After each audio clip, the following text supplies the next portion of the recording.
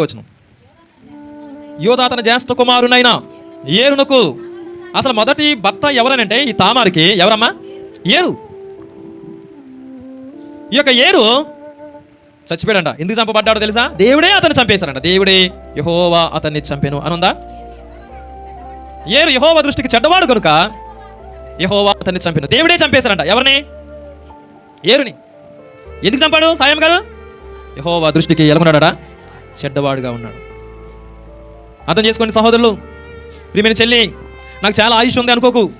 ప్రియమైన అన్నయ్య, నేను చాలా సంవత్సరాలు బ్రతుకుతున్నాను అనుకోకు. దేవుని దృష్టికి నువ్వు చెడ్డగా ప్రవర్తిస్తే మారడానికి అవకాశాలు ఇస్తాడు. అవకాశాలు ఇచ్చినా మార్చుకోకపోతే దేవుడే చంపేస్తాడు. అంటే ఇశ్రాయేల్ పరిశుద్ధ దేవుడు ఎట్లాంటి దేవుడు అంటే బ్రతికించేవాడే, స్వస్థపరిచేవాడే, బాగు చేసేవాడు అనుకోకండి. ఆయన ఎవరు? దేవుడే చంపేశాడు. ఎందుకని? యెహోవా దృష్టికి చెడ్డగా జీవించాడు. ఇప్పుడు భర్త చనిపోతే భార్యను ఏమంటారు? నువ్వు విధవరాలు అంటారు. ఓకే, నువ్వు ఎలాంటి దానివమ్మా? మొన్నే పెళ్లి చేసుకున్నావు. చెప్పండి, నువ్వు దురదృష్టవంతురాలు, నువ్వు నష్టజాతకురాలు, నువ్వు నీకెందుకు పెళ్ళి అని చెప్పేసి ఆమె ఏం చేస్తారు? ధృవీకరిస్తారు. వినండి ప్రియమైన సహోదరులారా, చాలా బాధపడింది. తన ఫ్యామిలీ డిస్టర్బెన్స్ అయిపోయింది. తన ఫ్యామిలీ తన ఎవరు నమ్ముకొని ఆ యొక్క కుటుంబంలోకి అడుగు పెట్టిందో ఆ యొక్క వ్యక్తి లేకుండా పోయాడు. ఇప్పుడు తామరు ఏం చేయాలి? నిరాశలో ఉంది.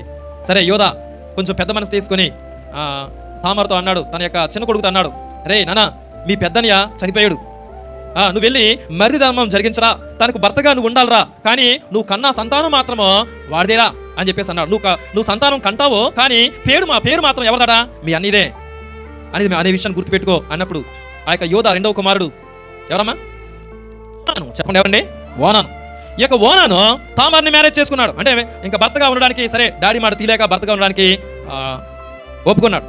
అయితే నేను తామారుతో కలవడాన్ని బట్టి వచ్చే సంతానము చెప్పండి నా అన్నదవుద్ది, కాబట్టి అది నాకు ఇష్టం లేదు, సంతానం లేకుండా చేద్దాము, అలాగూ తన ఏంటంటే భార్యగా మాత్రం ఉంచుకుంటా అన్నట్టుగా ఆలోచన చేశాడు. ఎవరో? ఓనా. అందుకేం చేయాలి అని అంటే తను కన్సీవ్ అవ్వకుండా చూసుకోవాలంటే ఏం చేస్తున్నారు ఈ రోజున? త్రోవల్లోకి అడుగు పెడుతున్నారు, తప్పు చేస్తున్నారు, కానీ ఆ తప్పు తెలియకుండా ఉండడానికి వేటినో యూజ్ చేస్తున్నారు కదా. ఆ రోజుల్లో అవి లేవు కాబట్టి తన రేతస్సును ఏం చేశాడు? నేలను విడిచాడు. అదవుతుందా? ప్రియమైన సహోదరులారా, ఎంత చెడ్డ పని చూడండి ఒకసారి. దేవుడు ఆ విషయాన్ని కూడా దేవుడు చూశాడట. అంటే బెడ్రూమ్లో మనం ఎలాగో ఏం చేస్తున్నామో అది కూడా దేవుని కనుదృష్టి ఉంటుంది అనే సంగతి గుర్తుపెట్టుకోవాలి.